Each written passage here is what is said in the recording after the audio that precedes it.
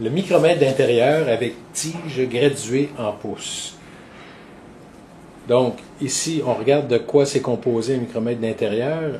Premièrement, on a la tête micrométrique qui est graduée de 0 à 500 millièmes.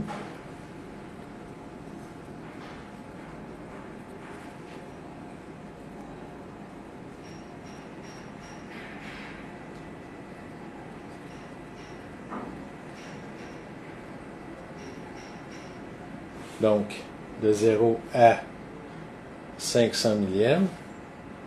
On a une bague d'espacement qui nous permet d'aller chercher un demi-pouce de plus à l'aide de nos tiges. On a la tige ici qui nous permet de mesurer un diamètre minimal de 2 pouces allant jusqu'à 3 pouces. Après ça, ici, on a une autre tige qui nous permet de mesurer des diamètres de 3 à 4 pouces. Une autre tige de 4 à 5 pouces. De 5 à 6 pouces. De 6 à 7 pouces. Et finalement, une dernière tige qui nous permet de prendre des diamètres intérieurs de 7 à 8 pouces.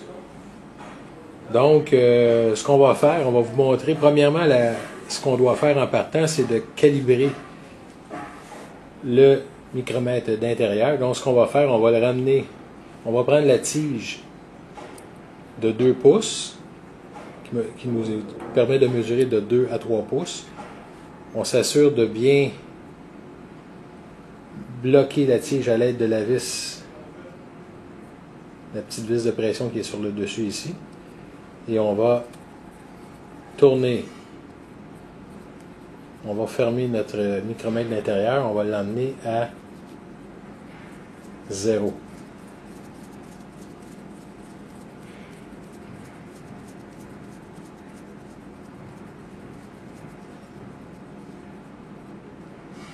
Voilà.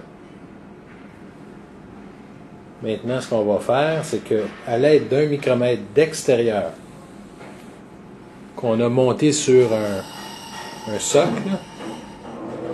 on va calibrer, on va vérifier, s'assurer que notre micromètre d'intérieur soit quand même assez précis, soit bien calibré. Donc, ce qu'on fait ici, on vient...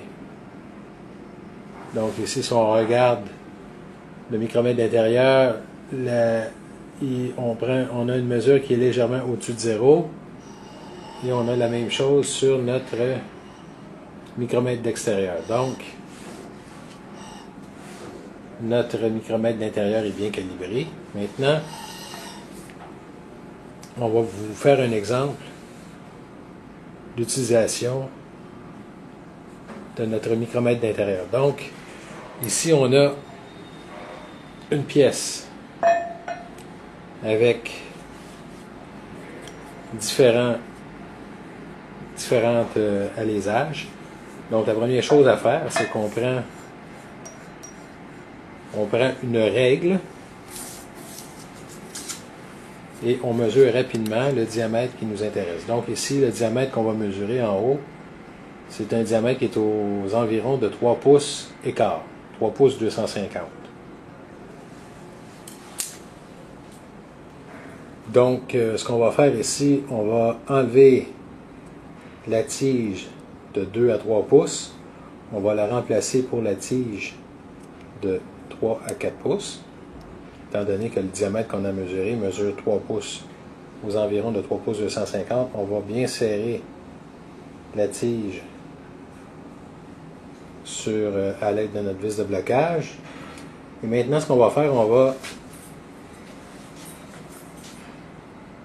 venir prendre le diamètre intérieur.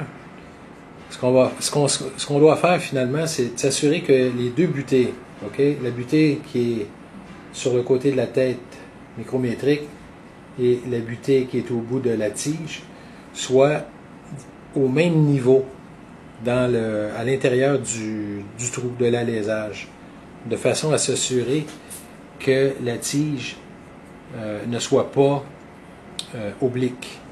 Donc, ici, ce qu'on va faire, on va tourner jusqu'à temps qu'on soit aux environs de 3 pouces, 200. Voyez-vous ici, là, je vais me placer à 3 pouces 245 environ.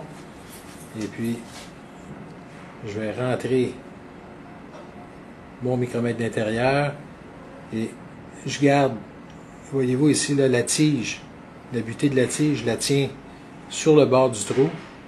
Et à l'autre bout, je tourne mon tambour gradué jusqu'à ce que j'ai jusqu'à ce que le micromètre d'intérieur soit vraiment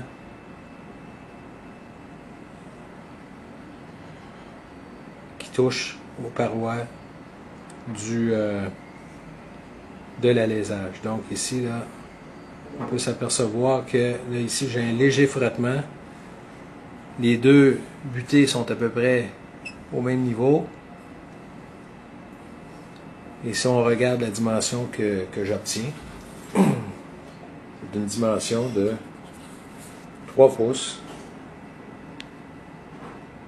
3 pouces 250. Et on voit que notre micromètre d'intérieur se tient tout seul à l'intérieur de notre alésage. Et on peut s'apercevoir que les deux butées du micromètre d'intérieur sont exactement au même niveau. Donc la mesure de ce diamètre est de 3 pouces 260.